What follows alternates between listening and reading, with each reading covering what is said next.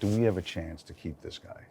I think that's what every Canucks fan wants to know. When I came to Vancouver, I don't think anyone thought I was going to become what I have become. Last year was a failure, and I want to propel my game even further and propel my teammates even further. And as far as that question, I mean, you know how it is. Anything can change. So Quinn, I'm trying to remember a year ago when we sat down here, and then you had just come from the Canucks golf tournament, and you had what, like 2 near aces? Do you remember that? Yeah. And then as we're sitting down, you tell us that your dad got one this summer. Yeah, Jimmy got one. We weren't there, but my mom was saying that they were looking behind the green for like 10 minutes in the stuff and the bushes or whatever. And finally he went and looked at the hole, and his ball was in the hole. So No way. It's pretty good. Yeah, happy for him. First 7-wood hole in one. Hilarious. Ever. Yeah, he loves his 7-wood. So pretty funny stuff. And how long was the hole? It was like 170 yards, I think. Okay. Yeah. All right. Yeah. So. Great rescue club move. Yeah.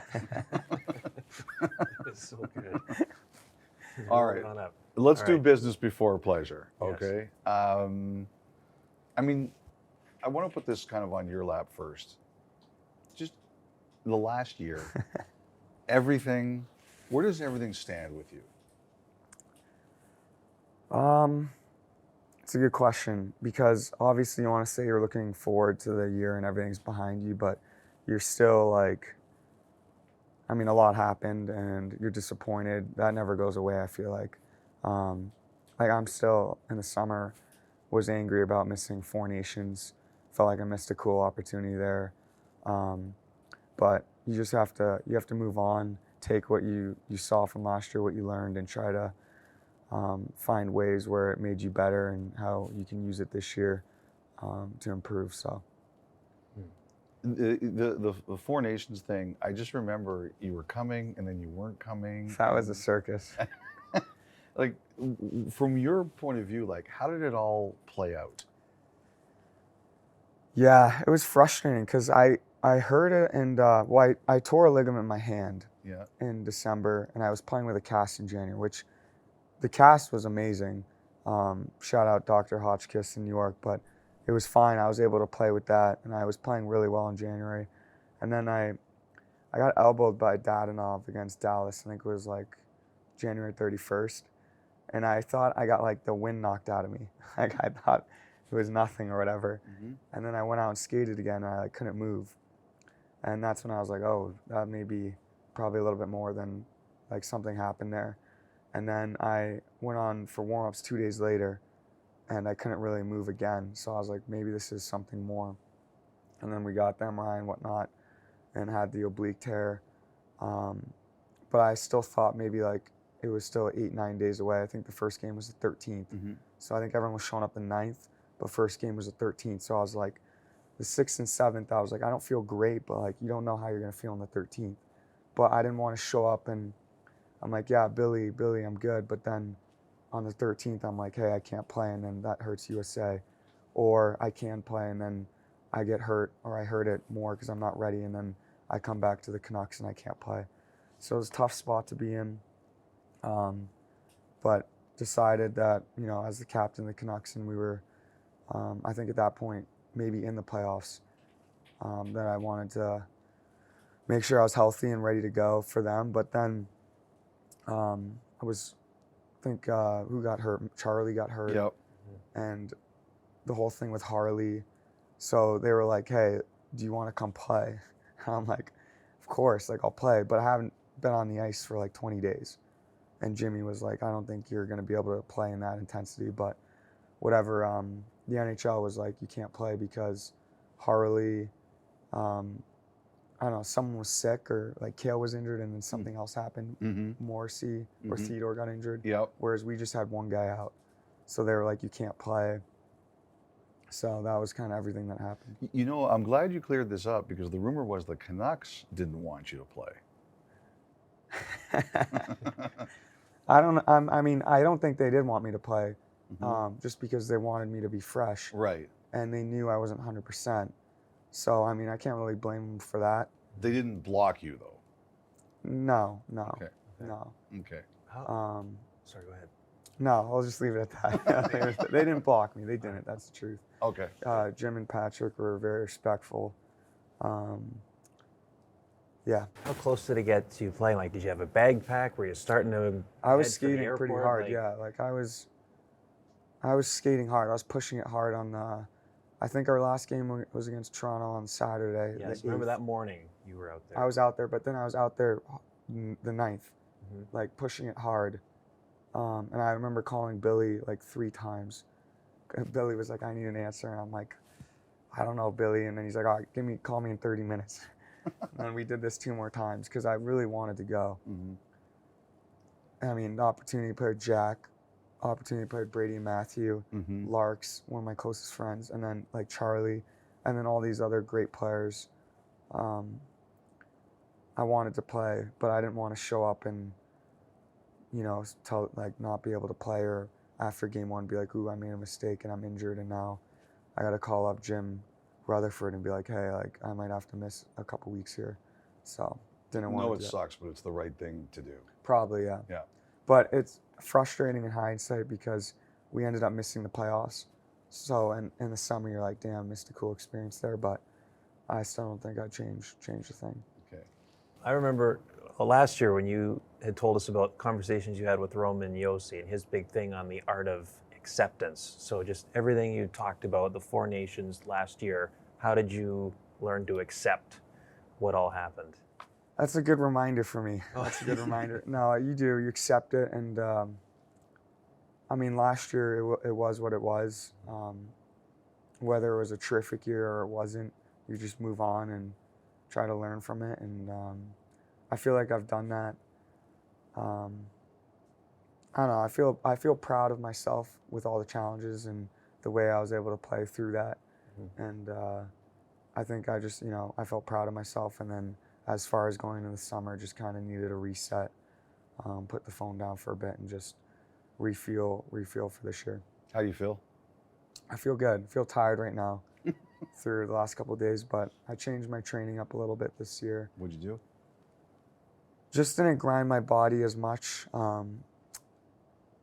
More stuff that would be, I would say, like athletic, trying to become a better athlete, more purposeful, things that would maybe relate to hockey a little bit more, which I think a lot of the top players are doing, with, like Sid and Nate with Andy O'Brien, similar stuff to that. And I feel good right now, I feel strong, and yeah. Okay. So I got a call this morning from a friend, passionate Canucks fan. Says, "Are you sitting down with Quinn today?" I said, "Yes." He goes, "There's only one thing I want to know." And I said, "Okay, what's that?" He goes, "Do we have a chance to keep this guy?" And I think that's what every Canucks fan wants to know. Like, what are you thinking?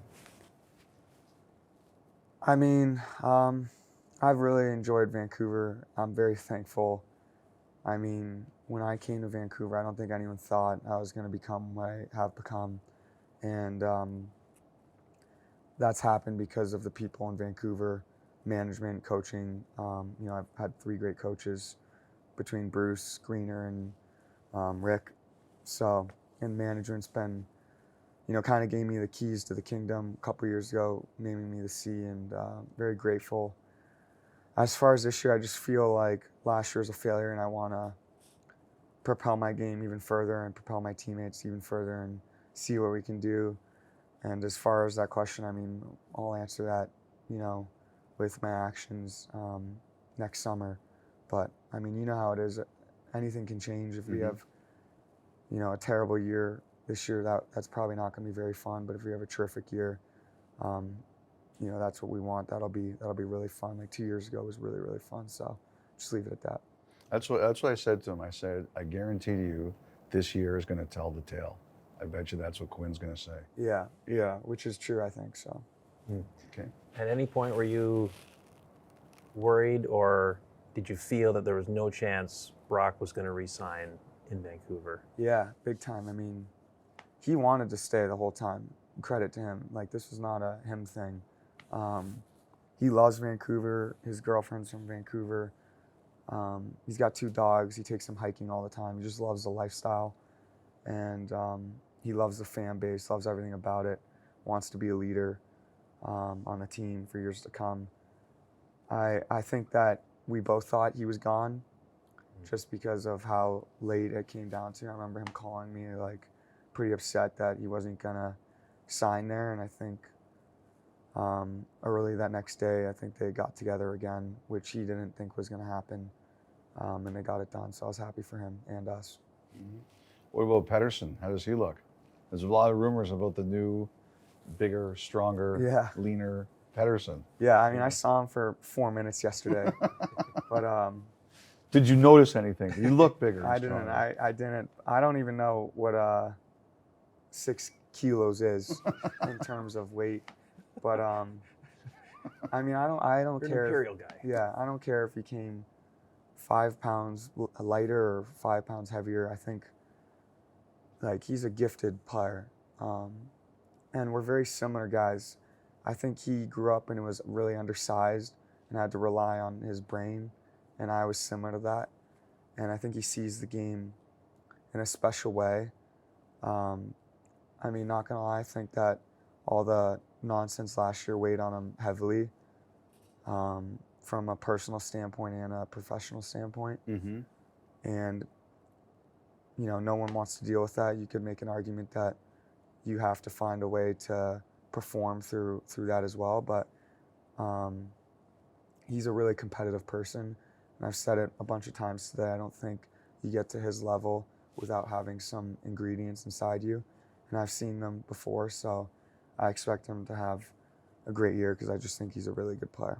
You know, one of your peers, one of the players in the NHL, he said to me, "I'll make you a bet." And I said, "Okay, what's the bet?" And he goes, "I bet that Quinn Hughes is going to walk into the Vancouver room this year, and he's going to say, guys, no more BS like last year. We're not letting the noise get to us. We're here, we're doing our jobs, and we're going to do our jobs, and we're not letting our season get away from us like last year's did." He said he bets that that's what you're going to say to everybody. Yeah, I think that's a good message. I think we all learned from last year a lot, like every guy, and that's going to help us block out the noise this year. There's always going to be noise in the Canadian market. But I think the big thing is just keeping everyone positive and on the yellow brick road and staying dialed in. You're laughing at me. Did you see Wizard of Oz at the Sphere last night or something? No, I didn't. I like the yellow brick road. I like it. Just staying on the same path and being positive, and I don't even know, like, holding each other accountable is the word, but holding each other accountable into like having a good mindset and having fun at the rink every day. Because last year there's some days it wasn't fun, and that's going to happen with everyone, but you know, trying to lift each other up and make it as fun as we possibly can. So someone who said you can handle the noise, I mean, have you gotten a kick out of all this stuff the last few days about the idea of one day playing with your brothers? Like, what do you make of it? Like, I totally get why wouldn't you want to, like, just the idea of it conceptually, but yeah, how have you made sense of it? I don't even think it's a big deal. Like, I got off the plane yesterday and Victoria was telling me about it, but I'm like, what's he supposed to say? That he doesn't want to play with me? Right. Like, he's not going to say that. But like, I would love to play with both of them. No one's really played with their brothers before. I don't know if you're the stat guy. Sutters. Sutters, okay. Yeah, Stasny's, yeah. So 3 of them? Yep, Yeah, in very Quebec. Cool. Okay. But that's before you were born, so I'm not expecting you to know that. So, I mean, it'd be very cool, but I mean, I'm really looking forward to this year in Vancouver just because I feel like it's a challenge to me to see if we can, you know, have a successful year and make this a successful organization, which I think we can do. And I'm looking forward to that challenge. And as far as Jack, I think that he's going to do the same thing with New Jersey. And yeah, I know he had a great summer of training and whatnot. So, yeah. Is there a personal goal this year? Anything you set for yourself? I know you're a team guy, but is there a personal thing you want to do? Yeah, I do for sure. I mean, it's really fun. It's really fun watching Kale play because I think he's unbelievable. And I always want to test myself against that and push myself against him. And so I always love competing against him, I would say. As far as a team goal, I think our first 10 games, trying to get out to like a 6-4, 7-3, something like that can propel us into the season. But just pushing myself against the best as far as the Olympics, a gold medal, and being an impactful player there. I think those are the things.